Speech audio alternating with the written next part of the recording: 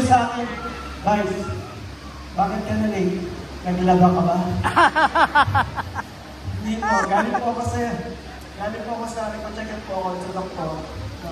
Medyo na late lang. Date po ng check-up. Pero kayo ng umaga ho, umatin ho kami ng assembly sa Barangay North Danghari. Doon kami nagsimula. And after ng mga events po, matindi ho kami ng 71st anniversary ng Barangay West Rainbow.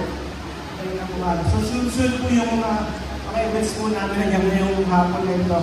But anyway, kaya kami narito, of course, para supportahan po ang ginagawa ng Assembly ng Barangay Wawa. Ang City Council po, ang konseho po ay lagi nakasuporta po sa bawat barangay. Of course, particular po sa Barangay Wawa. At kami po ng Mayor Lani Cayetano, Congressman Aguilas Jr., yun din po talaga ang suporta po sa bawat barangay. Kaya po kami narito.